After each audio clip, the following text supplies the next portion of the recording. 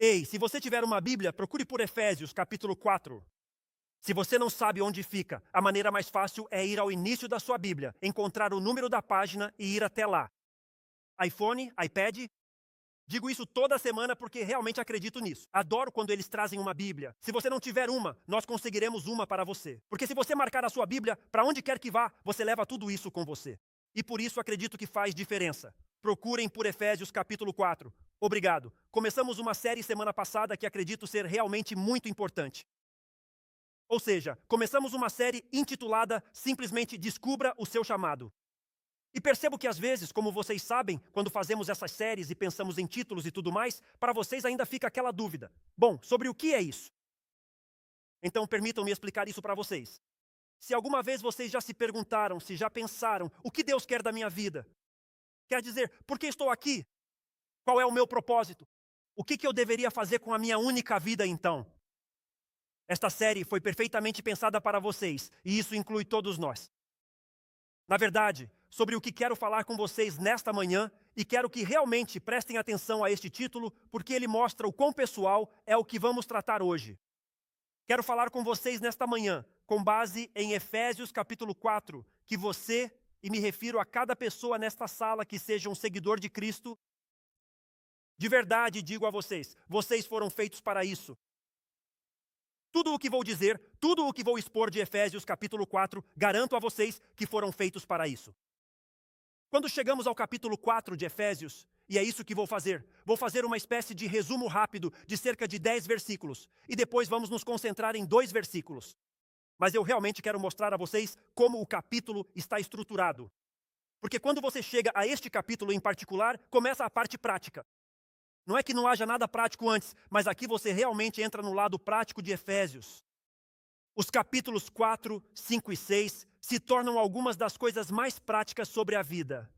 Mas quando você chega a esses primeiros versículos, estes estão entre os melhores da sua Bíblia sobre a igreja. E assim, começando em Efésios 4, vou ler do versículo 1 ao 7 na Nova Tradução Viva.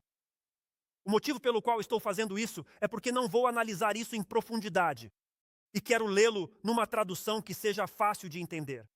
Assim, começando no versículo 1, a Bíblia diz o seguinte: portanto, estou me referindo a Paulo, e aqui ele usa uma linguagem extraordinária, observem com atenção. Prisioneiro por servir ao Senhor. E o que ele está dizendo é algo como: olha, estou tão comprometido com Cristo que estou disposto a fazer o que for necessário para fazer a diferença por Ele. E vejam o que ele diz, porque isso se torna muito pessoal rapidamente. Ele diz: eu, prisioneiro por servir ao Senhor, vejam só, vos suplico. Agora pensem nessa linguagem por um segundo.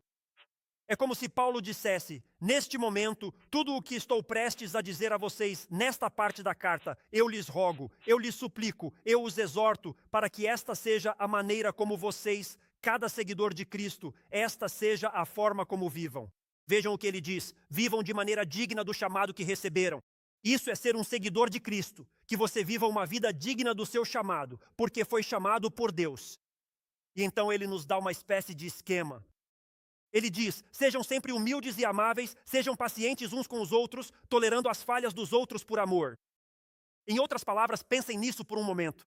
Puxa, já é bastante difícil ser tolerante no casamento. Alguém concorda comigo? Ah, pessoal espiritual, vamos lá, não é?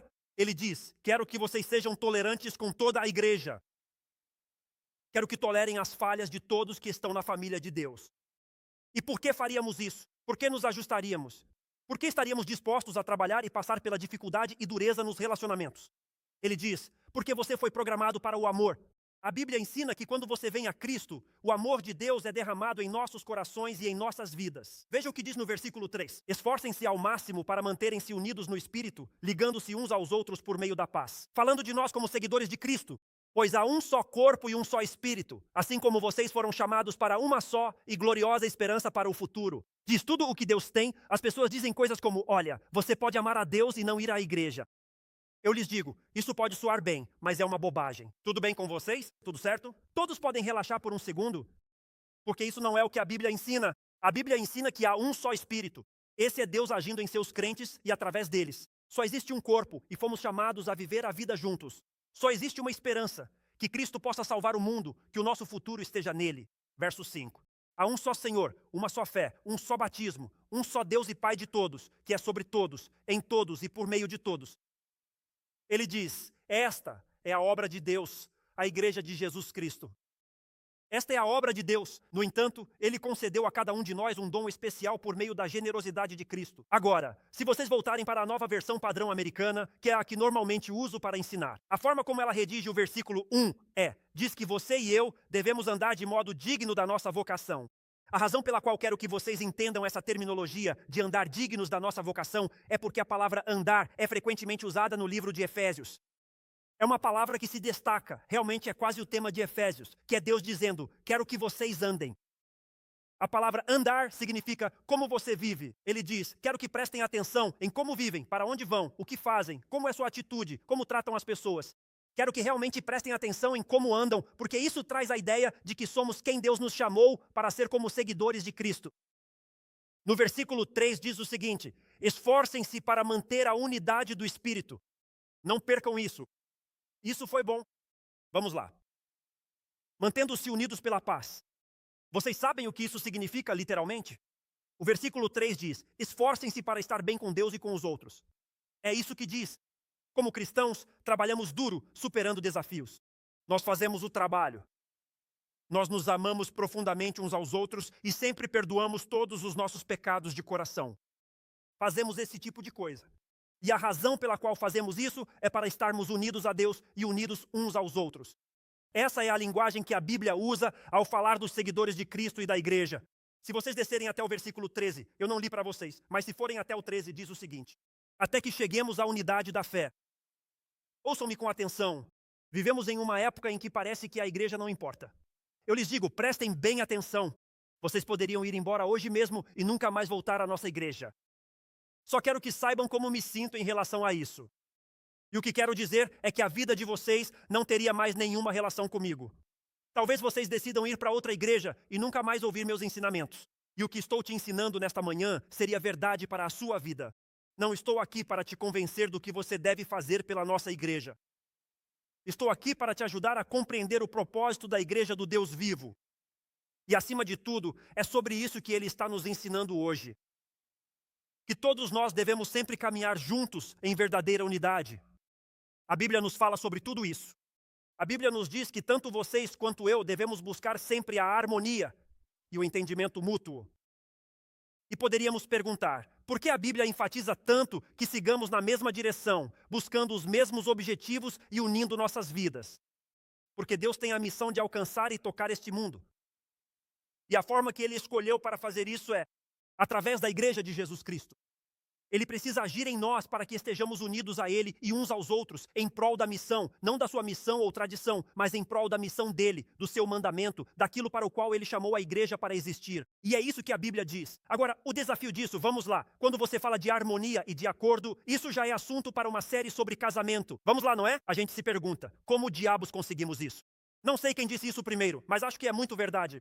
Viver lá em cima com os santos que amamos, obrigado, isso será a glória. Viver aqui embaixo com os santos que conhecemos, essa já é outra história. Vamos lá, não é? Digo, pensem nisso. Todos pensamos que no céu tudo será bom, mas agora eu tenho que viver com vocês. Ajuda-me, Jesus, não é? Então como podemos viver em harmonia? Como podemos eu e vocês viver em acordo? Escutem-me com atenção. Vivemos para a missão de Deus em vez da nossa. Se vocês realmente querem saber o que divide as igrejas e gera tantos problemas, é porque, e a Bíblia ensina isso. Tiago ensinou, nós acabamos buscando motivos egoístas, desejos e caprichos. Mas a Bíblia diz que devemos cumprir a missão e o mandamento do Deus Todo-Poderoso. Devemos viver para Ele e não para nós. E para que vocês entendam bem, pois isso é muito importante. Digam amém, assim saberei que estão me ouvindo. Sobre o que a Bíblia fala? Quando fala em nos reunirmos e compartilharmos a vida, não se trata de uniformidade, mas unidade. Isso não significa que devemos ser exatamente iguais, agir da mesma maneira ou fazer as mesmas coisas. Isso não é o que está sendo ensinado aqui. Esta passagem nos diz que nossos dons podem ser diferentes, assim como nossas personalidades e também nossos temperamentos. A Bíblia trata de tudo isso. Vejam, no versículo 7 diz o seguinte: Ele nos deu a cada um dom especial pela generosidade de Cristo. E assim a Bíblia diz que quando você se torna um seguidor de Cristo, se você acha que não tem nada a oferecer à igreja, a Bíblia discorda de você. A Bíblia diz: espere um momento, quando você se tornou um seguidor de Cristo, Deus te concedeu dons. Escutem, a diferença entre dons e talentos, ou seja, não é que eu não cantava e ao vir para Jesus, agora já posso cantar, certo? Isso é um talento, isso não são dons. E eu gostaria que fosse assim. Minha esposa gostaria disso, já que viajamos juntos. Mas enfim, essa é outra mensagem, outra história, não é? Então isso não fala de talentos. Fala dos dons que Deus dá. Vou explicar um pouco para vocês. O que está dizendo é, escutem, não se trata de uniformidade. Temos personalidades diferentes. Temos origens diferentes. Temos dons especiais diferentes que Deus nos deu. Mas, por causa da missão, já que o mundo precisa desesperadamente de Cristo, nos unimos em propósito e mente para cumprir a vontade de Deus. Há 3 verdades nesta passagem que vocês devem considerar e quero expô-las para vocês. A primeira coisa que nos ensina é isto, e esta é uma enorme lição para a Igreja de Jesus Cristo. Na verdade, eu diria que o que vou pregar para vocês esta manhã, escutem bem, o que vou ensinar para vocês esta manhã é uma das maiores violações que ocorrem toda semana na Igreja de Jesus Cristo. Digo a vocês que hoje há mais pessoas na igreja que não vivem isso do que as que realmente vivem. Os números confirmam isso. Portanto, vamos aprender hoje o que são a nossa fé e as nossas vidas. Primeiro, fala sobre os dons dados a cada seguidor de Cristo. Ele diz que há dons para todos. A Bíblia ensina que cada crente tem um ou mais dons espirituais. Um ou mais. E essas são habilidades que não teríamos a menos que Deus as colocasse em nossas vidas. E a Bíblia nos ensina que a pessoa que dá esses dons é Jesus Cristo. Na verdade, não vou analisar isso detalhadamente, mas gostaria de mostrar a vocês. Se vocês lerem os versículos de 7 a 10, e podem voltar e fazer isso esta tarde, só quero parafraseá-los por questões de tempo. Mas nos versículos de 7 a 10, a Bíblia fala sobre como Cristo desceu, mas depois subiu. E tenta mostrar o que Cristo fez por nós quando fala que ele desceu. O que diz é que ele veio a esta terra para carregar a ira, a dor e o castigo pelos nossos pecados. A Bíblia ensina em Romanos 3:23 que todos pecaram. Todos pecaram e falharam em alcançar a expectativa, o padrão de Deus. Uns 3 capítulos adiante, em Romanos capítulo 6, versículo 23, diz que o salário do pecado é a morte, a separação de Deus. Mas depois acrescenta isto, porém, o dom de Deus, o presente que Deus te deu. Ouça com atenção, o dom de Deus é a vida eterna em Cristo Jesus, nosso Senhor. Ele veio à terra e nunca pecou. Ainda assim, carregou a ira, a pena, o castigo pelo seu pecado, para que você nunca precisasse fazer isso. E literalmente o que ele fez, essa é a razão pela qual desceu. Essa é a razão pela qual ele veio. E então, quando o vemos sair daquele túmulo, como celebramos há apenas algumas semanas ao ressuscitar, o que ele estava dizendo era: eu venci o seu pecado, eu venci a sua morte, eu paguei pelo pecado, eu paguei pela morte. Ao sair daquele túmulo, ele disse: não temas o pecado nem a morte, porque eu os venci. Quem confia em mim tem sua dívida paga. E agora posso fazer na sua vida aquilo para o que te criei. Por isso celebramos a ressurreição do Senhor Jesus Cristo. E é isso que ele nos diz nesta passagem das Escrituras. Isso é muito importante. Aqui aprendemos que ele não só nos dá a salvação do juízo pelos nossos pecados. Se você se pergunta, o que significa afinal salvação? Ele nos salvou do juízo do pecado. Porque ele carregou a ira por nós, mas também veio nos dar dons para que pudéssemos ser usados nesta vida para a sua glória. Agora, só quero dizer, é impressionante que Deus tenha te perdoado. Posso dizer isso a todos aqui presentes? É algo impressionante que Deus tenha te perdoado. Mas que Deus vá além de apenas te perdoar e diga: quero me envolver pessoalmente na sua vida. Onde a sua vida seja usada poderosamente para o meu reino. Agora, onde você realmente aprende sobre isso? Veja em 1 Coríntios capítulo 12. Esse é apenas um trecho das Escrituras que, de certa forma, trata sobre os dons espirituais. Outro é Romanos capítulo 12, versículos de 6 a 8. Na verdade, ele te concede 7 desses dons espirituais. Agora, se você realmente deseja aprender sobre seus dons espirituais, precisa participar da nossa aula Descubra Seu Chamado, onde te ajudamos a descobrir seu chamado e dons espirituais segundo a Bíblia. Ensinamos o que são e representam. Até mostramos, olha, esse dom pode ser usado nesta área na igreja ou comunidade. Então, nos aprofundamos bastante nesta aula. Este é o lugar onde você deveria estar. Se você está aqui e Deus desperta algo em você, fazendo-o pensar, uau, eu quero aprender sobre isso. Então você precisa comparecer à nossa aula. Descubra a sua vocação, a fim de estabelecer essa conexão. Vejamos outras formas para que aprendam, mas quero que vejam a passagem. Hoje ensino a ênfase de Deus ao dizer que foram feitos para isso, para a vida de vocês. Escute com atenção. Não me importo com o seu passado, suas inseguranças ou suas dúvidas. Você diz, não sei se Deus me usaria. Vocês não sabem o que eu vivi. Vocês não sabem pelo que eu passei. Eu lhes digo que a Bíblia ensina que, se vocês seguem a Cristo, foram feitos para isso. Deus lhes deu dons, os criou e entrou em suas vidas para cumprir a vontade dele para vocês. Há uma segunda verdade, e isso me impressiona. A Bíblia não só ensina que há dons para cada seguidor de Cristo, mas também que há dons dados à igreja. Em outras palavras, Deus deu dons específicos à igreja como um presente para aqueles que têm dons. Vocês entenderam isso? Vamos lá. Jesus não apenas dá dons individuais, mas também deu pessoas com dons para nos ajudar a descobrir e desenvolver esses dons que Deus nos deu. Vejam o que a Bíblia diz no versículo 11. Estão comigo? Ele diz, ouçam, vivam uma vida digna do seu chamado. Sejam tudo o que Deus os criou para ser. Cristo veio não apenas para lhes trazer salvação, mas para que sua vida pudesse ser usada para a edificação do seu reino. E então ele nos diz o que fez no versículo 11. E ele deu a uns apóstolos, a outros profetas, a outros evangelistas e a outros pastores e mestres. Agora vejam aqui esta palavra, a uns. Basicamente o que ele faz é apresentar 4 ofícios básicos que Deus deu à igreja. 4 dons de homens capacitados que Jesus deu à igreja para nos ajudar. Para que possamos nos tornar tudo o que fomos salvos para ser. Primeiro ele menciona isto, digam amém. Amém. Vamos ser técnicos por um momento, então relaxem todos. Certo, relaxem. Vou ser técnico por um momento e mostrar a vocês o que Deus lhes deu. E então vocês verão o que Deus lhes deu. Porque isso vai se tornar algo muito pessoal. Eu mostro o que Deus lhes deu para que possam ver o que isso significa para vocês. O que Deus lhes deu para que vejam o que isso significa para vocês. Primeiro, ele fala sobre os apóstolos e os profetas. Aprendemos na semana passada. Se vocês estiveram aqui na série da semana passada, se não, não tem problema. Vamos atualizá-los aqui mesmo. Aprendemos que apóstolos e profetas fundamentaram a igreja de Jesus Cristo em Efésios 2:20. Então, antes de Efésios 4, vem Efésios 2. Vejam minha inteligência. Ele nos dá Efésios 2. O 2 vem antes do 4, vê? Isso esclarece o 2 ao se aproximar do 4. Então, dê uma olhada nisso. Ele diz, tendo sido edificada, essa é a igreja, essa é você. Se eles seguem a Cristo, estão edificados sobre o fundamento dos apóstolos e profetas. Seus ensinamentos no Novo Testamento. Pois bem, vejam só. A igreja foi edificada exatamente sobre isso. A única razão pela qual vocês sabem o que sabem e fazem o que devem é porque o Espírito de Deus se moveu. E é que a Bíblia nos ensina que quando Jesus estava se preparando para partir e deixar seus discípulos, ele disse que o Espírito de Deus lhes traria à memória tudo o que ele queria que lembrassem, para que pudessem colocar por escrito e nos entregar. Agora, a questão fundamental é a seguinte: atualmente, temos todas essas novas religiões surgindo. Todas essas pessoas que se baseiam em Jesus e dizem, mas existe essa nova revelação. Deus veio à Terra e entregou uma revelação aos seus discípulos, aos seus seguidores, ao apóstolo Paulo. Será que vocês acham que Deus esqueceu de algo e precisou acrescentar depois? Claro que não.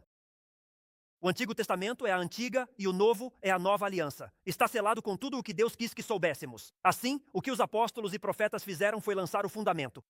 Este é Pedro, Paulo e João. Eu adoro 1 de João. João disse assim em 1 de João. Ele disse, o que lhes dizemos, parafraseando, ele disse, estamos contando a vocês o que vimos, o que ouvimos e o que tocamos com nossas próprias mãos. Isso é o que Deus nos deu através desses homens. Ele nos deu aquilo que eles viram, aquilo que ouviram, aquilo que tocaram com suas próprias mãos. A única razão pela qual você sabe o que sabe sobre Jesus não é pelo Alcorão, não é pelos livros Mórmons, não é por nada que tenha sido acrescentado posteriormente. A razão pela qual sabemos o que sabemos sobre Jesus é porque ele nos deu os apóstolos e os profetas, para nos dar uma revelação completa de Jesus Cristo e para que cumpramos tudo o que Deus tem para as nossas vidas. É isso que está sendo dito aqui, um fundamento que Deus deu. Eles têm uma obra fundamental onde Deus falou. Eles viram, ouviram e tocaram. E o Espírito de Deus os usou para nos revelar essa obra fundamental. Mas depois diz, A outros evangelistas, vocês deveriam destacar essas palavras se estiverem com sua Bíblia. E se estiverem usando um iPhone ou um iPad, deem um duplo clique. Agora bem, um evangelista é alguém com o dom singular para ganhar pessoas para Jesus Cristo. Vamos aos detalhes agora mesmo. Venham todos e prestem muita atenção. Na verdade, se você tem um vizinho que parece um pouco desinteressado, dê uma cutucada nele agora mesmo. É brincadeira. Mas vamos nos concentrar aqui porque não quero que vocês percam isso. Porque vocês podem perder algo muito importante aqui. A palavra evangelista que é usada aqui é a forma substantiva de evangelista. É isso que vocês veem aqui, a forma substantiva. Na verdade, ela aparece novamente em Atos capítulo 21, versículo 8. Fala sobre um homem chamado Filipe. E nessa passagem das Escrituras, Atos 21, 8, diz que Filipe era evangelista. Mas agora escutem, eu lhes peço, escutem. A forma verbal é encontrada em todo tipo de lugares no Novo Testamento. O verbo para evangelista é evangelizar. Ser evangelizador significa simplesmente isto, anunciar o evangelho. E vocês devem saber que a palavra evangelho significa boas novas. Portanto, devemos anunciar as boas novas de Jesus Cristo. Então, quando vocês e eu anunciamos a outros as boas novas de Jesus, a Bíblia diz que estamos evangelizando. Mas este versículo nos ensina que existe um ofício de homens dotados que são melhores porque Deus os capacitou mais do que aos outros como evangelistas.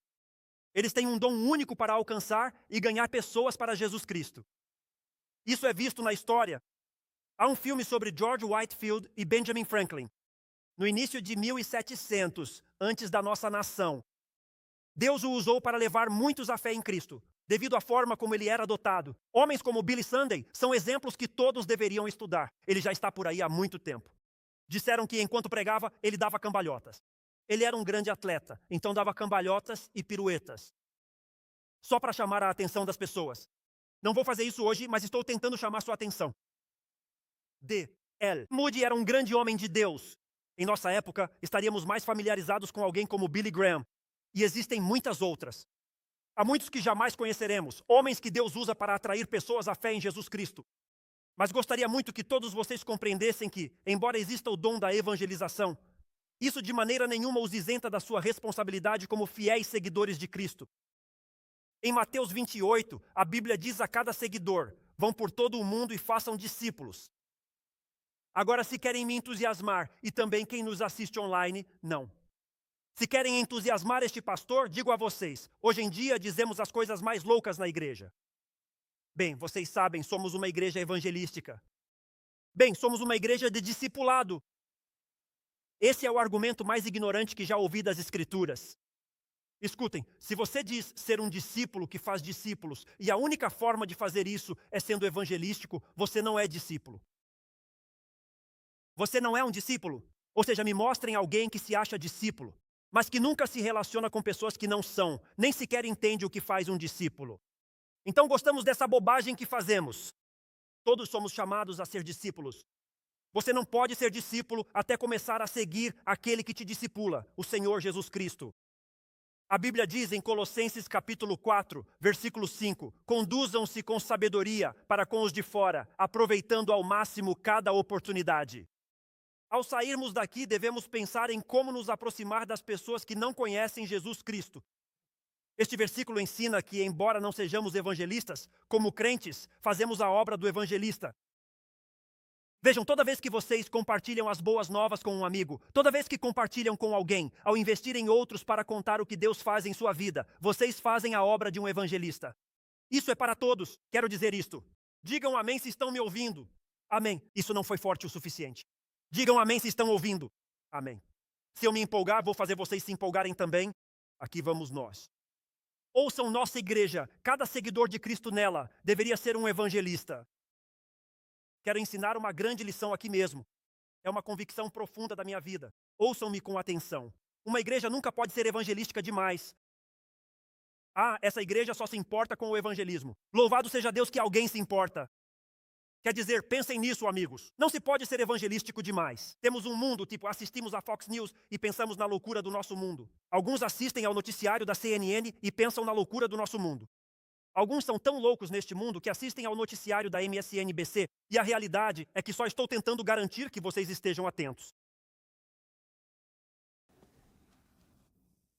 E nós temos a maior esperança do planeta Terra. E o que realmente muda a loucura é Cristo. É Cristo quem entra aqui, é Ele quem abre os olhos. Ele é o único que pode mudar um homem, não um político, nem a Casa Branca, nem uma nação. Cristo é quem realmente muda o mundo. E devemos dizer ao mundo que Cristo pode transformá-los. É preciso convidar e investir em pessoas afastadas de Deus. Por isso fazemos o domingo dos caminhões de comida. Por isso pedimos que tragam seus amigos no domingo. Ocupem os assentos e haverá comida, pois vocês são valiosos para Deus. Fazemos as primeiras sextas-feiras, por isso saímos todo sábado para o mercado. Buscamos formas no sistema escolar e no esporte de criar relacionamentos para poder contar as gloriosas notícias de Jesus Cristo. Buscamos pessoas que vivam com intenção e compartilhem com outros o que Deus fez em nós. A seguir diz, alguns pastores e mestres. Agora quero que vocês entendam isso. Fica claro, pela forma como o texto grego está redigido, que se trata de um único ofício. Assim ele diz, pastor, mestre, mas na verdade é um único ofício que está sendo apresentado ali. Há pessoas, agora me escutem bem, há pessoas em nossa igreja que têm o dom, certo? Do ensino, não é? Há muitos mestres habilidosos na igreja. Mas este é um ofício específico, o de pastor-mestre. Agora, o que faz esse ofício? Assim como os evangelistas, vemos os apóstolos e profetas. O que faz esse ofício em particular? Qual é a sua verdadeira responsabilidade? Isso já não é compreendido na cultura americana. Qual é o dever bíblico de um pastor-mestre? Ouçam com atenção. É um trabalho de instrução. Essa é a verdadeira expectativa fundamental das Escrituras. Ao estudar a Bíblia, o trabalho do pastor é a instrução. Ele ensina. É o dom que Deus me deu. Vocês não sabiam, mas eu não sou apenas o presente de Deus para minha esposa Amy. Sou o presente dele para vocês também.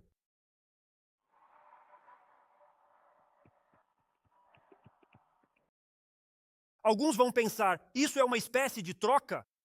Um pastor cuida de suas ovelhas. Ouçam, é por isso que só posso ensinar a vocês a Bíblia. Não procuro sentar para discutir com as pessoas e esse tipo de coisa. Há muita gente perdida e uma causa tão grande que não podemos apenas debater entre cristãos. 3 termos do Novo Testamento descrevem meu trabalho de forma intercambiável. A palavra ancião, a palavra bispo. Ambas significam supervisor e a palavra pastor. Essa palavra significa pastor. O Novo Testamento as usa de forma intercambiável. Às vezes fala do pastor usando a palavra bispo. Às vezes emprega o termo ancião ou pastor. São apenas 3 palavras intercambiáveis. Não devem ser separadas, são intercambiáveis. Em Atos capítulo 20, Paulo dá uma mensagem aos anciãos da igreja de Éfeso. No versículo 17 de Atos 20, diz que ele reuniu os anciãos da igreja. No versículo 28, ele lhes diz o seguinte: cuidem de si mesmos e de todo o rebanho. Ele fala aos anciãos e pastores mestres colocados pelo Espírito Santo como bispos. Eles são os pastores daquela região. E lhes indica que esta tarefa é a sua responsabilidade. Todos exerciam um único ofício. É isso que ele diz. Ele convocou os anciãos, mas aqui usa a palavra bispo. Diz que pastoreiem a igreja de Deus. Comprada com o seu próprio sangue, o que Cristo fez para iniciar a igreja. Veja, essa é a razão pela qual temos a igreja de Jesus Cristo. Agora, se você diz que a igreja é um edifício, você não entende o que é essa igreja. Se você diz que a igreja é como, sabe, esse lugar para onde vamos e sentamos para ouvir, você não entende a igreja. Agora, precisamos ter um lugar de reunião. Você precisa de um lugar para nos instruir e depois impactar, certo? É necessário ter o local, mas este lugar não é sagrado. Deus não santifica edifícios, Ele santifica pessoas. Ele não separa um edifício, Ele separa as pessoas. Esse é o Deus que adoramos. E por isso, quando você vê toda essa religião lá fora no mundo, com seu incenso, seus templos e todas essas coisas, a Bíblia nos grita, olha, todos os edifícios deste mundo vão cair, então eu não vou construir edifícios, vou construir pessoas, porque as pessoas duram para a eternidade. É isso que a Bíblia diz. Alguém diga amém. Basicamente, o que aconteceu é que me desviaram do assunto. Ele diz aqui que existe a responsabilidade de pastorear a igreja. Agora, como se pastoreia a igreja? Isso vai ajudar vocês na fé. Vocês pastoreiam a igreja por meio da palavra de Deus, não através de 6 histórias que façam vocês sentirem emoções e permitam que se conectem comigo como pastor, mas edificam a igreja de Jesus Cristo por meio da palavra de Deus. Você deve ter certeza quando se sentar para ouvir um pregador ou um professor. A palavra de Deus deve definir nossas vidas e não o contrário. Hoje em dia, muitas pessoas contam histórias emocionantes e anedotas pessoais. E então eles recorrem às palavras para tentar vinculá-las a essas histórias. Escute bem, a palavra deve guiar nossas vidas e não o contrário. Amém, pastor? Fico feliz pelos améns que recebi ali mesmo. Fazemos isso através da palavra de Deus. Vejam, minha prioridade é que ouçam isto com atenção, e digo isso para todos os pastores, para que entendam, mesmo que nunca mais voltem à nossa igreja. Minha prioridade no chamado ministerial de Deus é o ministério da palavra de Deus. Em Atos 6, eles queriam que os líderes da igreja realizassem um determinado serviço. Eles então responderam assim: não, vamos escolher outras pessoas para isso, pois nós nos dedicaremos à oração e ao ministério da palavra de Deus. É a isso que nos dedicaremos. Jesus desafiou Pedro em João 21. Apacenta as minhas ovelhas. Fazemos isso toda semana quando nos reunimos. Estamos abrindo este livro. Estamos olhando para as palavras e para o significado. Estamos dizendo, certo, como aplicamos isso, não é? Como pegamos isso e colocamos aqui para que possamos levar isso lá fora, tendo o impacto que Deus deseja que tenha. É isso que fazemos toda semana aqui em nossa igreja. Alimentar as ovelhas toda semana é minha principal tarefa. Não devo apenas alimentar o rebanho, as ovelhas, mas também protegê-las. Literalmente, ao dizer proteger, prestem atenção, porque às vezes esquecemos disso. Preciso me esforçar muito para que não nos distraiamos como igreja, para garantir que não nos desviemos fazendo coisas que não são primordiais, que não são o principal que Deus nos chamou para fazer. Preciso trabalhar duro para garantir que continuemos na missão, no mandamento, que nossa igreja faça o que Deus pede. Aliás, o maior impacto que uma igreja terá não é fazer o que ela quer, mas sim o que Deus quer que ela faça. Porque Deus terá um impacto maior do que qualquer um de nós. E assim, mas quero que vejam isso. Agora, isso é bom. E eu sei, uau, estou adorando isso. Talvez vocês não, mas eu estou amando. Olhem isso, eu adoro estudar a Bíblia. Deus ama vocês demais. Todos concentrem-se bem aqui. Por isso devemos enfatizar essas declarações. Bem, você pode amar a Deus e não ir à igreja. Você pode amar a Deus sem frequentar a igreja. Deus os ama muito. Deus se importa muito com a sua vida e com o rumo que ela está tomando. E para onde vão e o que fazem. Ele disse literalmente, eu criei homens nos quais trabalharei de tal forma que os instruirei para que possam se tornar tudo aquilo que Deus quer que eles sejam. Nós amamos Romanos 5:8. Deus demonstra o seu amor porque enquanto ainda éramos pecadores, Cristo morreu por nós. Às vezes perdemos o impacto das Escrituras. Não diz apenas que Ele morreu por vocês. Diz que Ele criou vida para vocês, criando papéis e pessoas para acompanhá-los na fé e investir em vocês. Ouçam-me com atenção, é vital se submeter ao ensino bíblico. Quero dizer, é tão importante que você se coloque sob a orientação de alguém que diga, cara, olha o que isso diz. Agora bem, eu uso minha vida, falo sobre minha vida, exponho essas coisas para vocês, mas o principal ensino e instrução da minha vida não é a minha vida. O principal ensino e instrução tem que ser a palavra. É isso que dirige tudo em nossas vidas. Deus ama vocês tanto que lhes deu a igreja de Jesus Cristo, para que venham aprender, crescer e viver o que Deus deseja. É incrível. Vamos ver a terceira verdade. Quero que vocês vejam isso. A terceira verdade é esta. Diz que o crescimento acontece através de seguidores de Cristo capacitados. Então diz, dei dons a cada seguidor de Cristo. Dei a esses seguidores de Cristo. Dei certos dons de funções para ajudá-los a desenvolver seus dons ao máximo de sua capacidade. E agora vou equipar e fazer a igreja crescer por meio do que dei à igreja. Agora peguem tudo o que falamos até aqui. Ouçam bem, vocês têm dons e Deus deu cargos na igreja para ajudar a desenvolver esses dons e para fazer esses dons crescerem e serem instruídos. E então diz o seguinte, eis porque Deus fez isso. Porque Deus nos deu pastores. Por que Ele nos deu isso? Olhem só, para equipar os santos, que são os seguidores de Cristo. É só isso que significa. Seguir a Cristo é ser santo, separado e único. Vocês se uniram à família de Deus para o serviço e a edificação do corpo de Cristo. Esse é o propósito. Equipar os santos. Lemos sobre o equipar dos santos, mas no idioma original é apenas uma palavra. As palavras deles significavam muito mais do que as nossas, que geralmente são simples, curtas e diretas, não é? Eram fáceis de entender, com múltiplos significados. A mesma palavra para equipar os santos aparece em Mateus, quando os discípulos remendavam suas redes. Eles saíam para pescar, e quando traziam aqueles peixes, aquelas redes começavam a se romper.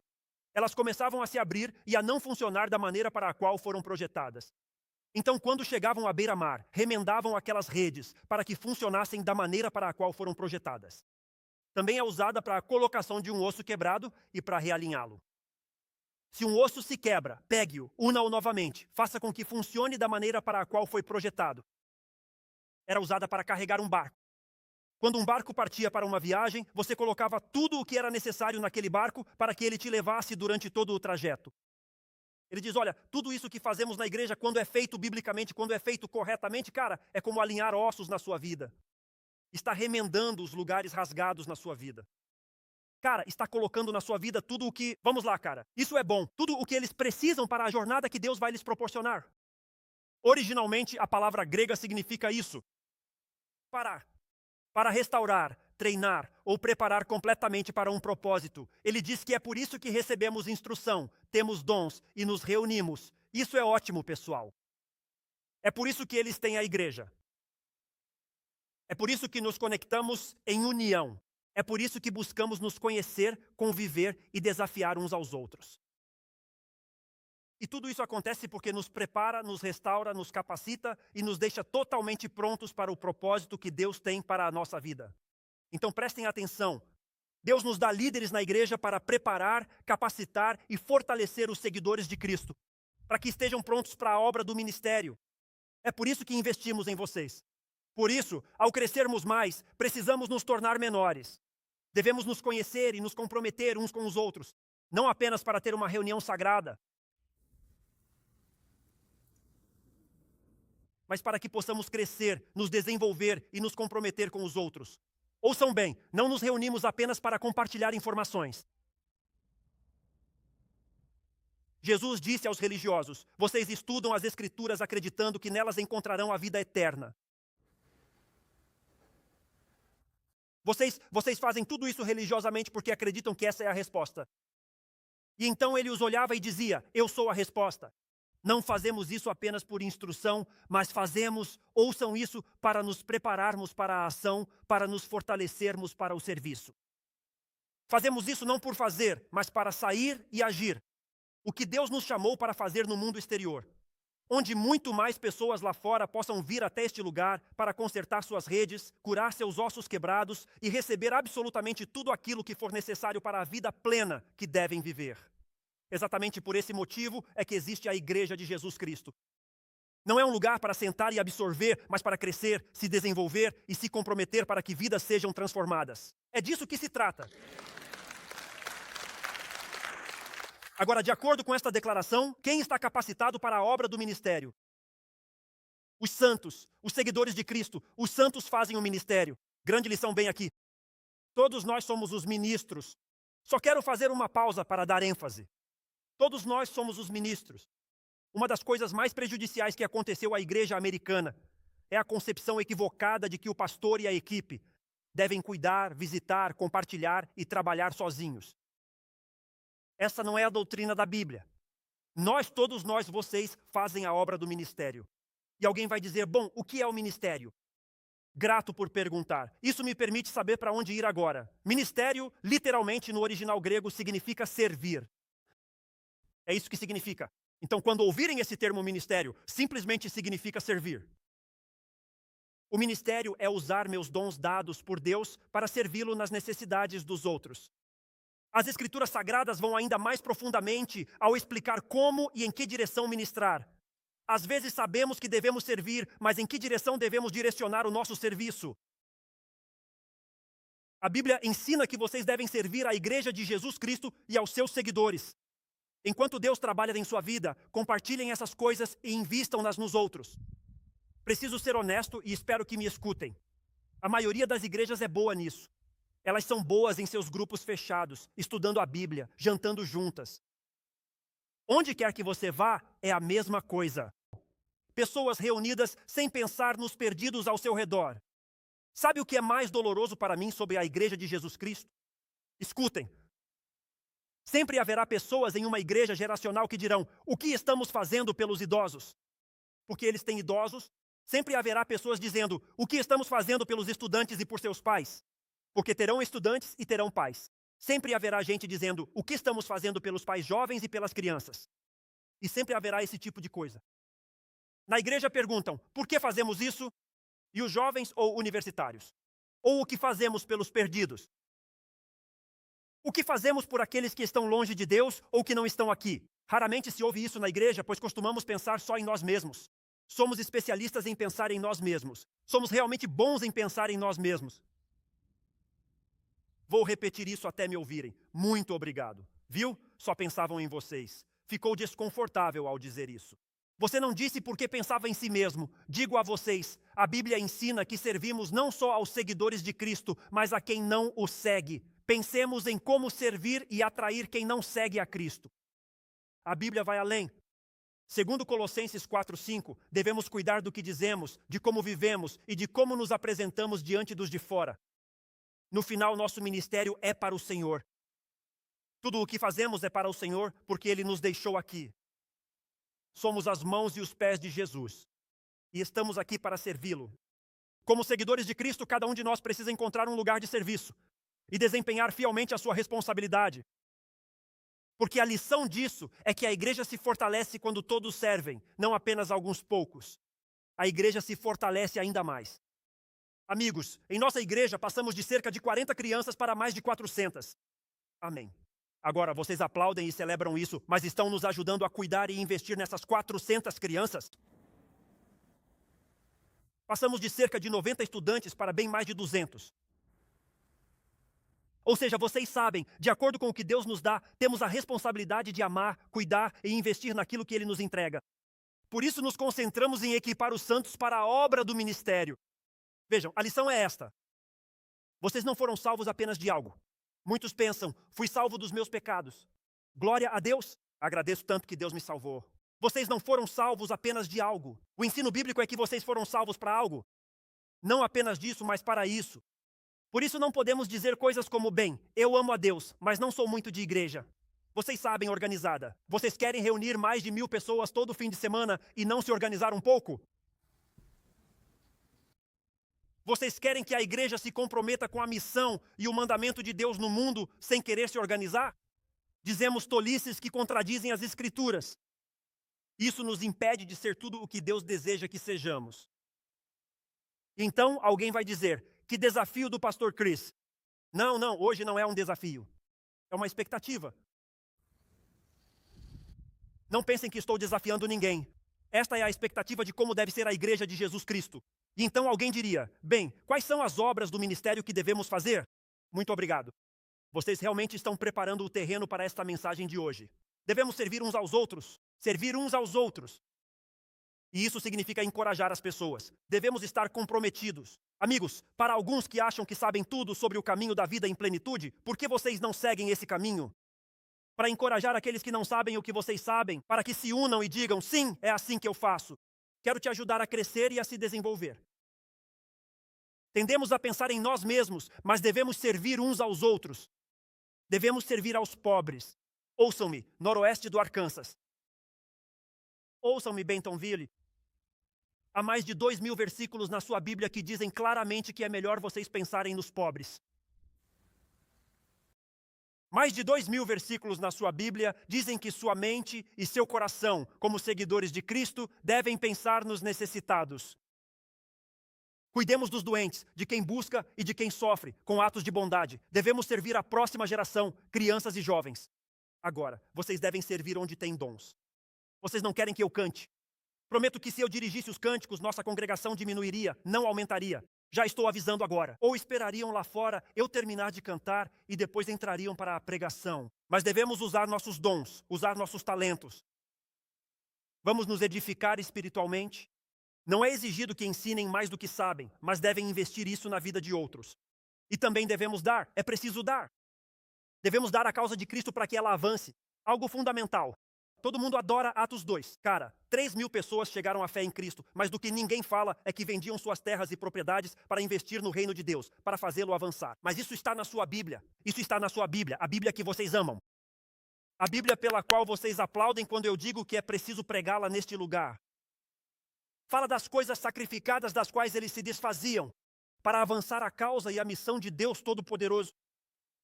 Devemos compartilhar as boas novas, sair, envolver as pessoas e convidá-las. Devemos orar pelos perdidos. Devemos compartilhar nossas histórias sobre o que Deus fez em nossas vidas. E se ao menos conseguíssemos assimilar a verdade sobre a qual estou falando aqui, que cada um de vocês tem um propósito e um chamado sobre sua vida. Deus deseja que cada um de vocês seja ministro, seguidor de Cristo. Se entendêssemos o que a Bíblia ensina, haveria uma explosão espiritual neste lugar. Não se sabe o que Deus poderia fazer. Não estamos aqui para sentar e apenas ouvir. Estamos aqui para sermos transformados e nos ocuparmos fazendo algo por Jesus. Vejam bem, me preocupa que a igreja americana não compreenda isso, mas quero ter certeza de que nós, primeiro porque sou o pastor aqui, realmente entendamos. A salvação, ouçam-me com muita atenção, não é a meta final. Ela é a linha de partida. A salvação não é a meta. Acho que muita gente pensa que isso é a salvação. É essa linha de chegada. Bom, já resolvi isso. Estou a caminho do céu. Louvado seja Deus por aquela igreja que me falou de Jesus. Essa é a linha de partida. De entrarmos nessa jornada onde Deus começa a nos equipar, desenvolver e fazer crescer. Digo, amigos, olhem para este auditório esta manhã. Temos 3 cultos em nossa igreja.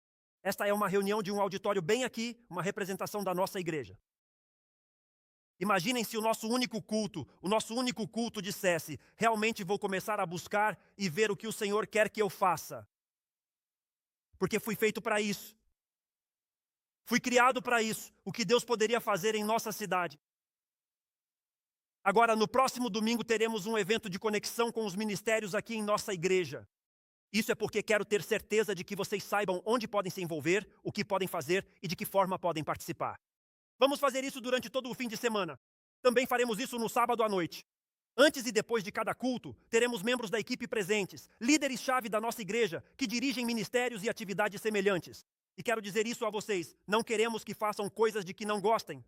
Que todos digam amém a isso. Não somos o tipo de igreja que fura seu dedo para você assinar com sangue. Tudo certo, né? Em outras palavras, se você experimentar algo e não gostar, pode tentar outra coisa. E eu diria o seguinte, se você não gosta de crianças, pode ter certeza de que não queremos você trabalhando em nosso departamento infantil. Se você acha que todos os adolescentes são sabe-tudo e insuportáveis, pode ter certeza de que não queremos você trabalhando na área de jovens. Queremos que você trabalhe onde seus dons e talentos se encaixem. Queremos que vocês se sintam realizados, e Deus lhes deu as capacidades para isso. Mas vocês precisam encontrar esse ponto de conexão. Mesmo que você não saiba qual é o seu dom ou o que fazer, pegue o cartão de serviço que está à sua frente. Você pode escrever nele agora mesmo. Não sei em que posso ajudar, mas estou disposto. E faremos com que um membro da nossa equipe entre em contato com você para se conectar com você. Se quiser fazer isso, basta anotar seu nome e seus dados. Eles receberão e iniciarão o processo para se conectar com você e ajudá-lo a encontrar o lugar onde você possa servir. Mas vejam, o versículo 12 diz o seguinte, não percam isso. O versículo 12 diz isto, que o ministério, esse investimento, esse treinamento, tudo isso, o que a igreja faz, prestem atenção, é para a edificação do corpo de Cristo. Soma, fortalece, faz crescer, desenvolve, envolve você. E isso significa, ouçam, que a igreja se fortalece quando as pessoas servem, se envolvem e pensam, cara, quero dedicar minha vida a isso. Olha, eu digo a vocês, vejam, já disse isso aos meus filhos, vou ensinar isso aos meus netos. Se o Senhor me permitir viver, já disse isso aos meus pais. A qualquer pessoa que eu conheça e que faça parte da minha vida, falo em nível pessoal. Meus filhos vão lhes dizer isso. Dediquem sua vida à igreja local, porque não existe causa maior na terra do que a igreja de Jesus Cristo. Só estou dizendo isso a vocês. Então não sou alguém que só sobe ao palco para dizer isso. Eu já me mudei de cidade. Já deixei lugares para trás. Ajustei minha vida de maneiras importantes para fazer parte da igreja de Jesus Cristo. E o que isso nos mostra é que a igreja se enfraquece. Ouçam-me com atenção. A igreja se enfraquece quando as pessoas apenas frequentam. A igreja se enfraquece, especialmente uma como a nossa. Porque o que acontece é que começamos a crescer e todas as nossas áreas crescem. E agora, de repente, há como uma explosão em todos os lugares. E se as pessoas não entram pensando, o que posso fazer para fazer a diferença? Então teremos problemas. Vejam, a Bíblia nos ensina que o seu serviço importa mais do que vocês jamais poderiam imaginar. E nunca nos esqueçamos. Prestem muita atenção, Jesus veio para servir. Jesus veio para servir e Ele é o nosso modelo. Ele é o seu modelo. Ele é o meu modelo. Então, o que Ele diz é, eu os trouxe para esta família para servir. E vejam o que eu adoro. Na semana passada, compartilhei com vocês uma citação que realmente me cativou, porque ele encontrou uma forma de dizer o que eu sinto. Falei com vocês sobre William Booth. Booth foi o fundador do Exército de Salvação. Ele teve um impacto extraordinário para a glória de Deus. Mas reparem, uma das razões pelas quais ainda hoje se fala de William Booth. Uma das razões pelas quais algumas das iniciativas que ele implementou e dinamizou continuam vigentes até hoje. Porque ele fez uma declaração, e isso eu adoro. Ele disse: não estou esperando um movimento de Deus. Eu sou um movimento de Deus e já está na hora, seguidores de Cristo. Se você é um seguidor de Cristo aqui, já está na hora de começarmos a viver assim, de começarmos a perceber. Um momento, eu não espero um movimento de Deus. Deus me deu dons. Ele me deu talentos, me deu habilidades, me deu relacionamentos, me deu vida e um lugar para morar com vizinhos e um local de trabalho com pessoas com quem trabalho. E veja, eu não espero que Deus faça algo, eu sou um movimento de Deus. O que Deus faz em mim, o que Ele trabalha em mim, a instrução que Deus coloca em mim para me guiar, para me orientar, para me dirigir na restauração que Deus faz em mim, o recompor que Deus está realizando em mim. Veja, eu vou compartilhar isso, vou investir isso, vou sair lá fora e começar a falar sobre isso, porque não estou esperando um movimento de Deus. Eu sou um movimento de Deus pelo que Ele fez na minha vida e por como isso pode impactar a vida de outros.